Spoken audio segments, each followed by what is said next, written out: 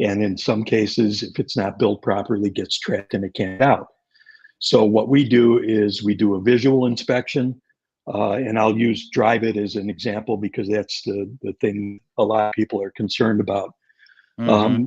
Dryvit is technically exterior insulation and finish systems. So when people refer to Dryvit EIFS, that's what it is. It's an acronym, EIFS. So when we're inspecting an EIFS home, we do a visual inspection first. Then we have a surface scanner that we can scan the wall with. We actually put it on the wall and calibrate it so it measures moisture up to 6 inches behind the cladding. And we move that meter across the wall. And if it indicates that there may be moisture, then we probe that area. The probe holes are very small. They're about 1 inch apart. They're about 3/16 of an inch in diameter. And the probes in the wall take a moisture reading to determine the level of moisture behind the wall in the substrate. And then we record that reading, seal those up. So that's the process. But if we find moisture behind the wall, we also try and detect if there's damage. And if there is, then we make a recommendation as to how to fix it. So we don't just find the problems and then give, the homeowner a report and say, okay, that problem. Going back to what Dylan said before, we like to solve problems. That's what we're in business for, is to help people resolve issues, whether it's for their own home or one that they might be buying. But you're not a contractor. You're an inspector. No, we only do inspections, and it's important to delineate that there's a line there. So a lot of times we'll get calls from people and they'll say, I've been doing inspections with my contractor since he built the home, and he comes out every year and he checks everything and tells me it's okay. And home's years old. And I'm like, well, that's kind of like the fox watching the hen house. I think for clarity, for everybody listening, Cliff, the thing I like about what you're saying is, and you tell me if this is accurate, you're not using your inspection business to generate leads for your repair business. Exactly. You don't want somebody coming out and saying, "We've got this problem really and that problem," for people to understand. Oh, by the way, I can fix it too.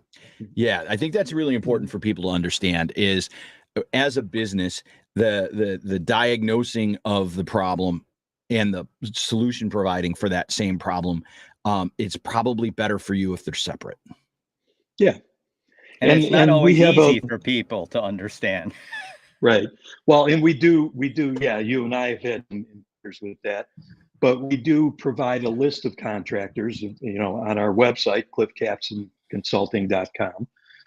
If you go there and click on resources, and then there's a drop down for contractors, and we do inspections all across the United States. So we have inspectors in all 50 states and parts of Canada where we do inspections, because we do, like I said before, a lot of corporate relocate.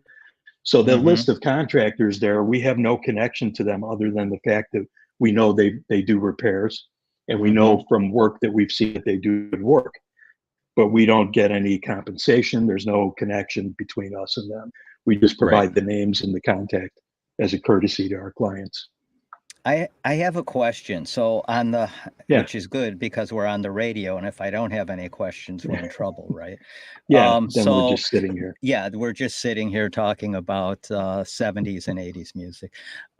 So the house that you recently did an inspection for us on, and we're not going to name the address or anything like that, but the house that you did that inspection on is about it was about somewhere around a 4,000 square foot house. It was all Dryvit, so it was all EIFS. There were some obvious deficiencies in that without you even coming out there that I could visually see, with the crack siding and so forth. On a house like that, you say you first you check with a moisture reading, and then if you get any sense of that, you'll probe it, and it's almost like a little pin prick, right? That you'll probe around the house. Okay. So on a house like that, how long does it take, and how many of those like little probing pinpricks do you have to do, or do you just Well, do it where you're picking up moisture? it depends. Now, we don't just probe for the sake of probing. We probe with a purpose, I always say. So water can get in through the surface of the system. It gets in at transition points. It's windows, doors, balcony, deck, flashing, roof wall intersections. So those are the areas we focus on. We'll first calibrate the meter on the wall with the surface scanner that I mentioned before. And again, we're talking just about eaves because we can't use that for stone veneer and stucco. It's specifically a tool for EIFS. So we calibrate that. And as we move across, around the building, we're looking at those areas that are susceptible to moisture under windows and doors and things like that I mentioned. And if the scanner indicates moisture, then we probe those areas. And if I probe and I get a high reading, I also try and determine if there's damage. If I get damage, I'm going to move to another spot. The scanner also helps us map the moisture so we know how wide the damage is, how deep it goes, and all of that. So it's a process, and we don't want to make a pincushion out of the building and we fill all the holes with an approved sealant. But on the other hand, you want to be as thorough as possible and cover all your bases. So that's basically what we do. Yeah. How long did that inspection take? I'm curious. The typical inspection for a house like that would be about 2 to 3 hours. And I always tell people, like, the longer the inspection takes, the more problems. It means we're finding more problems. Yeah. Because, move across a wall and scan and scan and scan. And if we're not getting anything, we're going to probe just to make sure the scanner's working properly. But a lot of times, the scanner's pretty accurate if you know how to use it. And you can go around the house and, not every home has a multitude of issues. I mentioned cracking before. A lot of times we'll get calls from people and they'll say, oh, I got a bird hole or a crack and I'm concerned.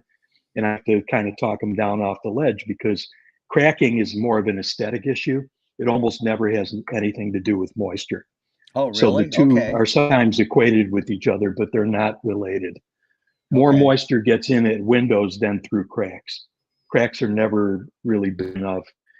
And how do you repair cracks on Dryvit?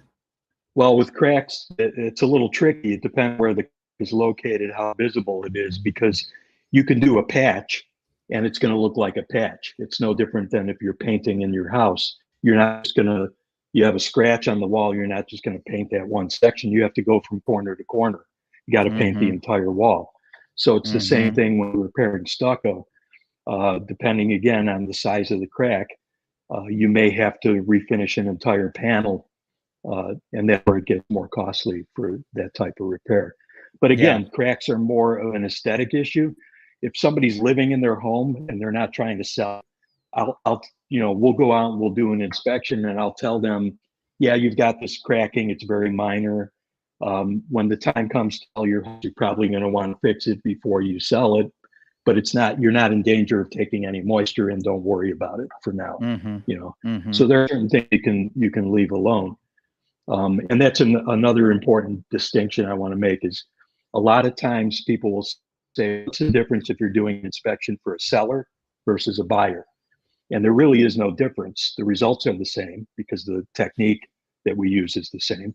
But where there is a difference is there are subtle nuances in the way we communicate the issues to the person we're doing the inspection for. So just using the cracking example, I could say to a buyer or to a homeowner, I inspected your home and we found an area where there's some elevated moisture, but we see that the caulk is failing. And if you just redo the caulk in that area, it'll stop the water from getting in and those readings will drop over time. But you can't say to a buyer, yeah, we found high moisture, but don't worry about it. If they caulk it, the readings will come down. Oh, yeah. They'll freak out, Yeah. So you have to, there's the subtle nuances to, handling those situations. Yeah. And I always say that's sense. part of the reason why doing inspections for single family homes is a lot different than doing commercial inspections. There's a lot of hand holding and dealing with the homeowners. Oh, yeah. For most of them, it's the biggest investment of their life. Well, same on our part. you know, there's a lot of hand holding through the whole process, regardless of where you are in that process. You know, you probably don't remember this, but you might. Okay. So I started my career at Caldwell Banker about 300 years ago. I've been doing this for 23 years, but I started this at Caldwell Banker on 75th Street. Do you remember coming in there? Yeah, I do. You I do came remember. in Sure. there 23 years ago, and this was my first year in real estate. And you came in and gave us all a bird's eye view of Dryvit, stucco, the differences, and some other things too. And I'm leading up to a question in that. So we know that Dryvit and the system behind it has changed and morphed over the years, right? Correct. Yeah. What's the difference of a Dryvit system now as opposed to one back when you did that presentation 23 years So just ago? a brief history. So Dryvit actually bought the technology from a German company in 1969. And then they brought it over here to the United States. And when they brought it here in 1969, it was mostly on commercial properties. And they were installing the system over wood framing or steel framing in some cases, but not the way it was done in Europe. And the problem eventually was discovered in the 90s because other companies, Dryvit had an exclusive for 10 years. Then other companies in 79, Stowe was another company that started manufacturing the product. But they were all building with this product that came over from Europe that was in effect a barrier system. And it was designed to keep water out. And in Europe, it was applied over masonry. So even if water got in, there weren't water sensitive materials behind the wall that could deteriorate the structure. But they brought it over here, and in the US, we build with wood. And so when water gets in, if it has no way to get out, you're in trouble. So that was the original system. Fast forward to the 90s, discovered a lot of problems with the product. Most of it was due to installation, but a big part of it was because it was a barrier system that trapped the moisture. So there were no provisions for drainage. So the manufacturers started developing drainable systems. They got caught up in all the class action lawsuits, people coming after them, and they held the line for a long time. They kept defending the barrier system. They kept saying there's nothing wrong with the product, it's installation. And funny enough, as soon as they settled the class action in 2000, they came out with a bulletin that said, we're no longer recommending the use of the barrier system in wood frame construction. So not a coincidence. Right. So newer systems allow for drainage. There's different ways of doing it, but you know, and again, it's only for incidental moisture. So you don't want large amounts of water dumping behind the wall. But if a window leaks or if the caulk fails before you catch it, a little water gets in, has a way to get out. So that's really the key. Okay. So yeah, just better drainage. And as a result of the, if you will, the substrate behind the substrate is wood. So you have to have better drainage because if you do get moisture back there, you could get mold, you could get all kinds of things going on. So the new design drainable systems have drainable components behind the wall and a weak component at the base of the wall. So incidental moisture that gets in goes down that drainage plane. It never really comes in contact, in theory, with the wood substrate because there's building paper. In the case of stucco or adhered stone, there's 2 layers of building paper, so you have a drainage plane there. You have a weep screed at the base of the wall, and then flashing in various locations to divert the water away from the wall. So they've made a lot of they've compensated a lot for the problems, and for the most part they've resolved those issues. Have they resolved them? That was my next question. They have, but again, you know, and going back to the barrier system, I just want to say about that, we still inspect homes that are 25, 30 years old that have the barrier system on them that don't have any issues because the homeowners are doing the proper maintenance. And part of that is having periodic inspections and checking the sealants and making sure the caulking and everything is in sound condition to keep the water out. And as long as you maintain it properly, you should never have a problem. Where people are in trouble is I do an inspection for a buyer, they get in the home, everything is good, they fix whatever issues we discovered. And they call me in 5 years and they say, I think it's time for my annual inspection. I'm like, well, it's been 5 years, it's not a year. Yeah. So, you know, You missed your some 4 issues. annual inspections. You know what, that happened to me with my air conditioner a couple of years ago. And again, just making sure that it's really important to people, if you're going to own homes, right, that you have an ongoing checklist of stuff that needs an annual checkup. Yeah. I bought my current house in 2018, and we never had a seasonal air conditioning inspection. And then the air conditioner went out when it was really hot. So my HVAC guy came out and he's like, "You've never serviced this machine. How long have you lived here?" I'm like, 5 years. Yeah. He's like, "Yeah, that'll do it. So you're getting a new machine." So the point about this, I think, Cliff, is your annual inspections are designed to be annual for your own protection. Yeah, exactly. And for your bottom line, and frankly. Yeah. Yeah. The other thing I want to touch on briefly, and I don't know if you were going to get to this, Larry, is over the years, our services have evolved, and we started doing inspections of other claddings. And we found very similar problems, especially more recently with adhered stone veneer. So back in the 90s, when I was doing inspections in Naperville in the late 90s, and we found a lot of problems in some of the high upper scale subdivisions out there with Dryvit. A lot of people were removing that system from their home and going back with another type of cladding. And a lot of them, unfortunately, went back with adhered stone. And back then, adhered stone was just evolving and becoming popular, and the installers were not installing it properly. So adhered stone is just like stucco.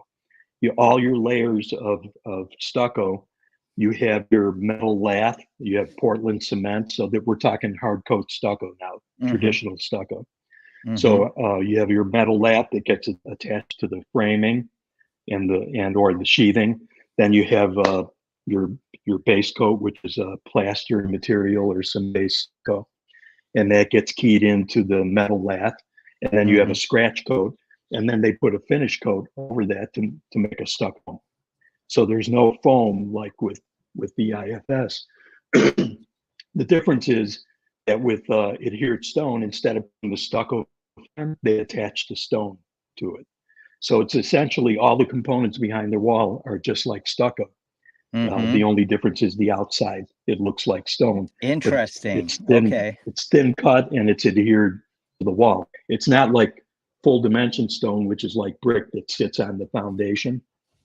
So a lot of your more upscale homes have dimension stone, and then people who previously may have had problems with Dryvit, they don't have a foundation lead support brick or stone, so they have to go with a product that hangs on the wall. So they either go with stucco or a drainable leaf system or adhered stone. So we have ways of inspecting stone and checking for moisture and all of that too. I'm going to guess that you run into a lot of houses with multiple different types of exterior substrates. So because a lot of houses are built, part of it Dryvit, part of it stone, part of it brick, part of it siding maybe. And tell us a little bit about that process when you run into a house like that. So I mentioned that we do a lot of relocation inspections, and over the years they've kind of evolved, and we do a lot of what they call IDs now, where they just want us to go to the property and identify all the different clads that are on the property. And then they have a list for their internal process, where some of their relo clients require a further inspection if it's stucco. If it turns out that it's EIFS, a lot of them still don't even allow that in the relocation program. They'll kick them out of the program. So They want to Interesting. identify that they're cladding. And sometimes we'll go to a house and like you said, there's eaves on 3 sides, and then on the front, they've got, stone veneer. So Yeah. we tell them there's eaves and stone, and they tell us, okay, well, on this one, we want you to inspect the stone, but we're excluding the eaves. Or we want you to inspect the eaves and the stone. So and we can do both. And there's different pricing schedules for doing both and or one or the other. Yeah. But it's probably good advice, at least for your purposes as realtors, to inform your clients as buyers that there are issues with these other materials and that they at least need to be educated about the potential problems. Mhm. Doesn't mean there's going to be problems, even with EIPs. There's plenty of EIPs homes we inspect and we don't find any issues other than Mhm. maintenance issues.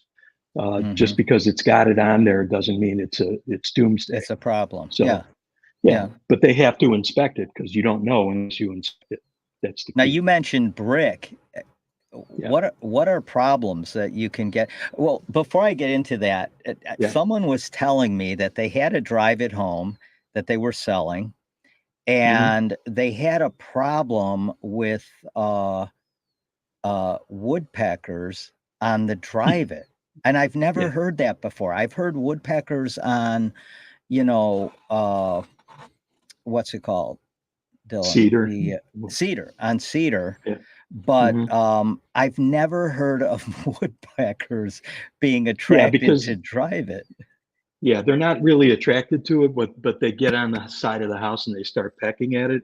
And because the exterior lamina, which is the base coat finish and mesh that's on the outside of the foam, is very thin. It's only like 1/8 of an inch at the most. And they start pecking at it. And by the time they get through that exterior and then they get into the foam and they realize, oh, this isn't a tree, and they fly away. So then, and at that point, the hole's there, and then other birds come and start nesting in there. So it becomes a problem. But the other interesting thing is in Naperville, for instance, and in Aurora, like in Stonebridge, there's a lot of homes that are on golf courses. Yes. So we see golf balls hitting the side of the house and yeah. causing the same kind of damage that the birds cause.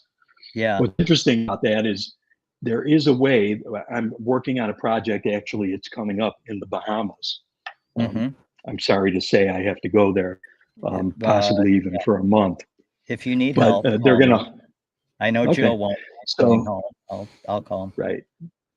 So they so what they're doing is they're using a hurricane impact system. So and they're calling it missile resistant. So literally, you could take a hammer to the side of, and it's an EIFS product, and you could take a hammer to it, and you won't be able to get it through there. It's hurricane resistant. So the builders who build homes on golf course could use high impact mesh, and the golf balls would bounce off the house, but they don't want to spend the extra. I was going to say you're talking about a lot more money. It's not a lot more money. It's Oh, really, it's not? it's maybe $1 a square foot extra. Okay. All right. So not, yeah. Yeah. So, there are ways to prevent it, but once the hole is there, it's there and it needs to be fixed. And we go back to what we talked about with cracking before. It's the same issue. If you patch a hole, you're going to have a patch. If you patch, if you get 5 holes in the side of the house, you probably want to patch the holes and refinish the whole wall, rather than having a patch in the middle of the wall. So, what are but the again, problems you those could kind have of holes don't. No, go they ahead. don't cause moisture issues in most cases. Okay. And people will say, well, how can I have a hole in the side of the house and it's not a moisture issue? Because if you think about it, even a driving rain, you would actually have to you'd have to take a hose and shove it in that hole to get any significant water in there. If it's just raining, water's not going to go into that hole. It's going to run down on the sides. It's going to go, so the bigger issue is it's aesthetic. And also, like I mentioned before, other birds will come along and start nesting in there, and then they hollow out the foam and they start using it for nesting materials, and it just becomes a mess. So you want to seal those up as soon as you can, just to limit your exposure. Gotcha. What Dylan, you got anything? You got any questions you want? I got nothing. Okay, so here, I got one more question because I'm curious about this. So houses that are all brick, what kind of issues, other than, you know, you have to, what's it called when you're repairing brick? You know, Tuck pointing. Tuck pointing. Other than that, what There are some really problems you could have with brick? Yeah, there really are very minimal issues with brick. And in fact, we don't really inspect a lot of brick. We have a project that we're doing in Baltimore that's coming up. That's a combination of brick and EIFS, but the EIFS in the areas where the brick is, the EIFS was actually, it's an older structure, so the EIFS was installed over the brick. So it's actually more like the European way of using EIFS. So we don't anticipate a lot of moisture issues, but we are going to call out, you know, tuck pointing and caulking and things like that, because just like with any cladding, you want to keep the water out. Also with brick, you have to have foundation. It's on the foundation ledge. You have to have flashing and weep holes and all of that, and make sure that their weep holes are cleared out so water can escape and all of that. But it being a cavity wall system, there's actually a backup system with brick, and it's properly installed and flashed at the base of the wall. You really have very minimal Not going to have a lot of issues. Yeah. No. So this has been really interesting because, you know, like with anything, and like what Dylan mentioned, guys, if you own a house, you have to do these checkups, these yearly checkups, just like you should with your own body when you go to the doctor, which of course I don't do. But if you own a house and you want to save money on, you know, lots of potentially expensive repairs, you stay on top of it by using a guy like Cliff and Cliff Kapson Consulting in order to get ahead of these things. So before I let you go, I want to just, how do people get in touch with you? What's the best way to do that? And I know you do business locally, but you do business nationally too. Yeah. So and in the Bahamas. And yeah, sorry for that. So how do people get in touch with you? Is it best just to go to your website? Do they call you? Yeah, so if they go to the website and they click on, there's a button on the front page of the website that says Get Started. If they want to just poke around on the website, there's a lot of information there. There's photos, there's documents. They can download a copy of a sample report, that kind of stuff. Awesome. Other resources on there. So there's a lot of information there. But if they want to reach us, the best way is to click on Get Started, fill out the form with all their information, and we'll be in touch with them. Our phone number locally is 60922. Oh God, I can't remember the rest of it. That's okay. Because we don't. It's on the website, right? It's on the website. It's on the website. Yeah. Sorry about that. No, that's all right. I forget the phone number to the radio station, and it's literally sitting right in front of me.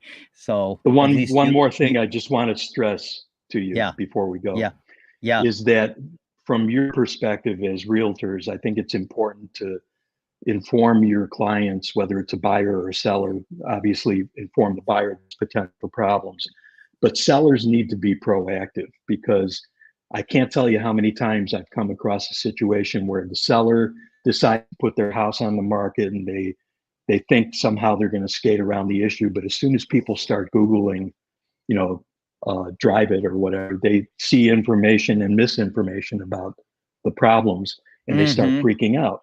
Yeah. So the best recommendation for sellers is have an inspection. If there are major issues, obviously you have to take care of those.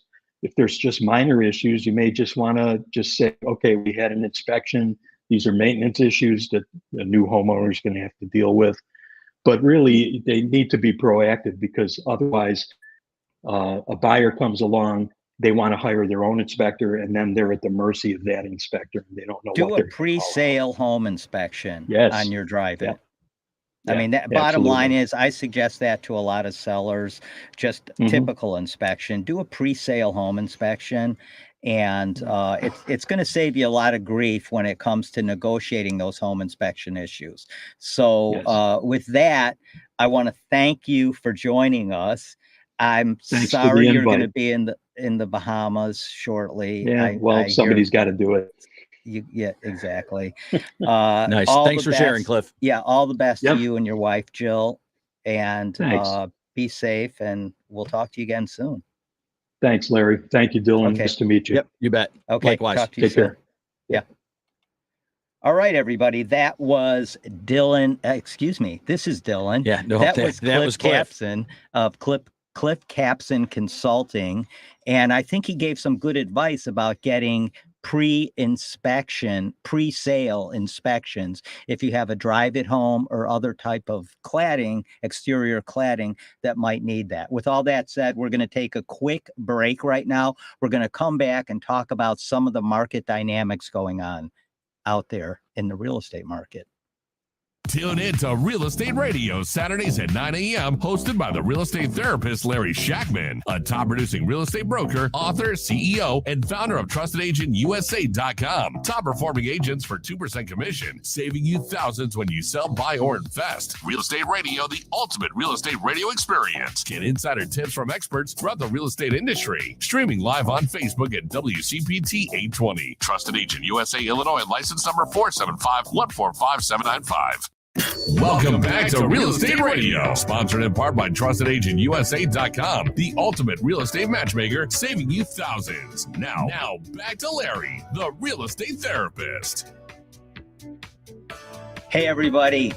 Welcome back. And we are going to jump in real quickly to some of the market stats and some of the dynamics of what's going on in the market right now. Dylan, bring us up to date on some of the things you want to talk about. So, Larry, the biggest thing I want to talk about is I think it's fascinating. Yesterday, we had kind of a lousy day in mortgage rates, and that was caused by the unemployment figures being released for the month of January. And in a surprise to basically everybody, the Bureau of Labor Statistics, which some people are contending is the government ministry of disinformation, tells us that we had 353,000 jobs created last month. Largely, that's due to some adjustments in the birth-death pool and some other statistical maneuverings that they use to calculate the numbers, because it's basically a data extrapolation. However, there's a second survey that's released at the same time, and that is the household survey, where they actually call people up and ask them who's working, how much are they working, how many hours are they working, what are they making per hour. And that is an amazing difference. And here's what I mean.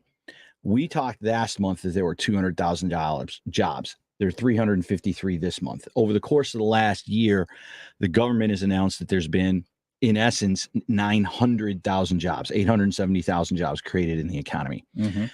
But the reality is the household survey, not the government statistical survey, we had 133 million people working this month.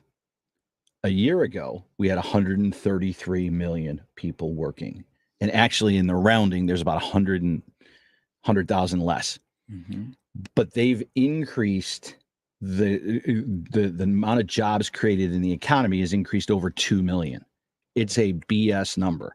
Additionally, if you look at the household survey, 870,000 part-time jobs have been added to the mix, right? In addition to the full-time jobs at 133 million. It's gone from 27.0 to 27.9.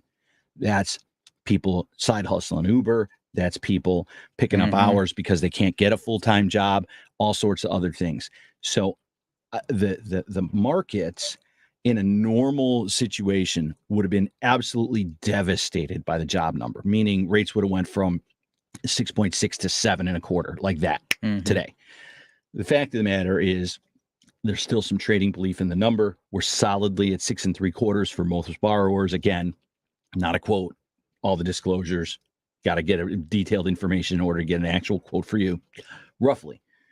And so the thing is that the market is waking up to the idea that the unemployment number is not reliable. And the question is, how is that going to shake out as it affects rates over time? Because if that unemployment number continues to not be a reliable statistic, then the question for the traders is, how do you trade?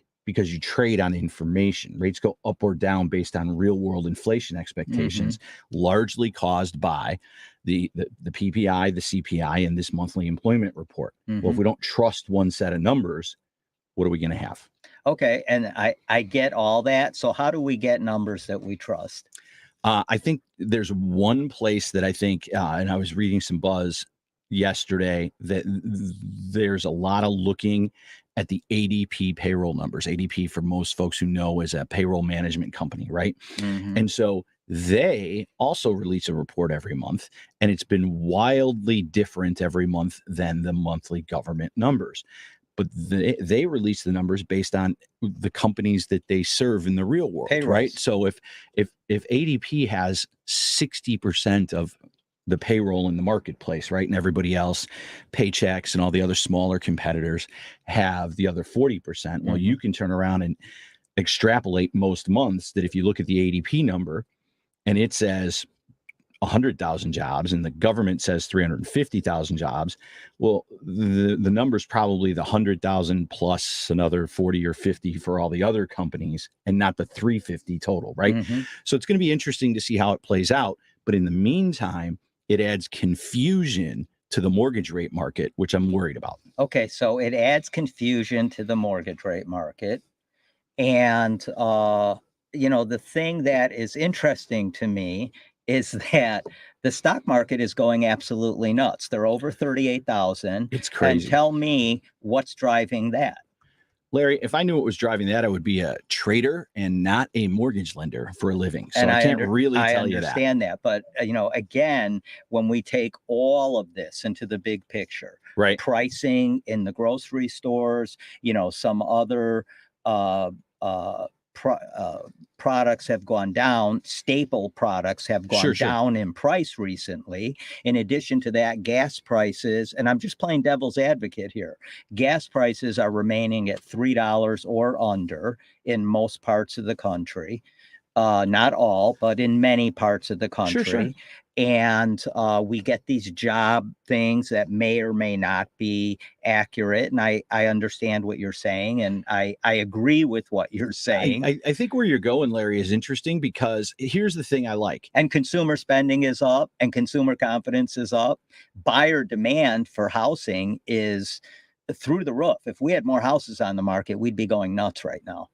I agree with you there. The thing I think is interesting in the stuff you mentioned in terms of gas prices and some of this other stuff, and honestly, with this thing, if we have 900,000 part-time jobs instead of full-time jobs over the course of the last year, although I don't love the statistics, right, and I don't believe them for a minute, the thing is that the $800,000 or the 800,000 part-time jobs are deflationary. Because if I can turn around and instead of, if I end up earning $30,000 grinding out part-time work over the course of a year, instead of having a salary of $60,000, it's deflationary, right? And so it stinks to be the person who's got less income.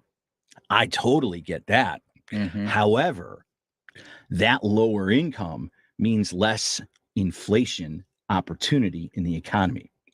And so remember that rates generally are built on inflation. And look, this whole thing is like a teeter-totter, right? Which we're still at 3.7%. Right. And so at the end of the day, if inflation goes down, in theory, the rates go down and the opportunity to stimulate the economy goes up. And if rates go up, the opportunity to stimulate the economy evaporates because it's more expensive to do so, especially if you're a big company, you got to borrow money at 7, 8, 10% in order to finance whatever, your new plant, your new printer, your new this, your new that.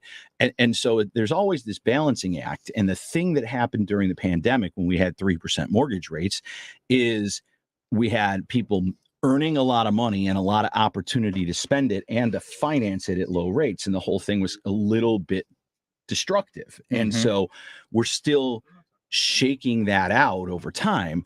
But I really do like that that it seems like the seesaw is a little bit back in balance, right? And so that's a healthy thing given this housing demand. So I like it. Okay. And do we have a caller? Okay, let's bring our caller on. Our caller's Claire. Hey, Claire, how are you Claire today? from Chicago. Hey, Claire, what's up? Hi. I just tuned in a little late, but I was wondering, is there a website for this ADP? For the ADP number? So you were saying the statistics job numbers were different in the ADP. Do they have a website? Yes. So if you just I will actually I will Google it since I'm sitting here on the computer. It's the Bureau of Labor Statistics website, and their website is bls.gov. I thought you said it was the ADP. ADP figures are publicly available figures as well. So the ADP employment report is available at adpemploymentreport.com. They make a very fancy name for that. ADP employment report? Yes, adpemploymentreport.com. So private, and for example, ADP says employers added 107,000 jobs in January, but the Bureau of Labor Statistics says they added 353,000. The Bureau of Labor Statistics, as I mentioned, is a statistics calculation based on birth deaths charged, payroll numbers, people added at the end of the year. The ADP number is just how many people got added to payrolls for the companies that we served last month. Mm-hmm. Okay. Well, there you go. So they're different. Yes, they're different numbers, and that's the discussion at hand. Who are we going to believe? The private enterprise business that is giving us the information that they're again a publicly traded company that has disclosure requirements that they have to tell us what the number is accurately, or the government who is just admitting that they have a statistical model rather than an actual data-driven model. Yeah, and those numbers are, I mean, ADP's number is literally less than a third of what the government came out. Exactly. So again, Claire, those websites are adpemploymentreport.com and bls.gov. What else can we answer for you? That's all. Great show. Thanks for the information. Yeah, thanks for calling in. Appreciate it. Thank you. Okay, so we're going to take a quick break, and we will be right back to wrap it up. Tune in to Real Estate Radio Saturdays at 9 a.m. hosted by the real estate therapist Larry Shakman, a top producing real estate broker, author, CEO, and founder of TrustedAgentUSA.com. Top performing agents for 2% commission, saving you thousands when you sell, buy, or invest. Real Estate Radio, the ultimate real estate radio experience. Get insider tips from experts throughout the real estate industry. Streaming live on Facebook at WCPT 820. Trusted Agent USA Illinois, license number 475-145-795. Welcome back to Real Estate Radio, sponsored in part by TrustedAgentUSA.com, the ultimate real estate matchmaker, saving you thousands. Now back to Larry, the real estate therapist. All right, everybody, we are back. We want to thank you for joining us today on the Real Estate Radio Show podcast. Remember, we stream live every single Saturday, 9 to 10 a.m. and Wednesday, 11 to 12 a.m. on Facebook at the Real Estate Radio Show podcast group, as well as on YouTube and LinkedIn. Dylan, any final thoughts? You know, Larry, I learned more about Dryvit and house cladding today than I'm ever going to learn on any other day in my lifetime. And I appreciate our hour on the couch. So yeah, next week, back to more real estate. Well, not that isn't real estate specific, but I think we're going to spend a lot more time on the spring market come next week, because once we get after next weekend, we have the unofficial opening of the spring market in the Chicago real estate market, right? Yeah. And like we've been talking about in the past, you know, it's not as predictable what the spring is. The spring market actually the summer market? Is the summer market the winter, the fall market? And I'm as curious as you are, buddy. Yeah. So we'll see what happens there. But everything's pointing in a pretty good direction in that interest rates are staying, you know, right around 6.5%. And so having said all that, you guys, thank you for joining us on the Real Estate Radio Show podcast. We're going to see you next Saturday. Peace, love, and be good to yourself. Thanks, Larry. All right.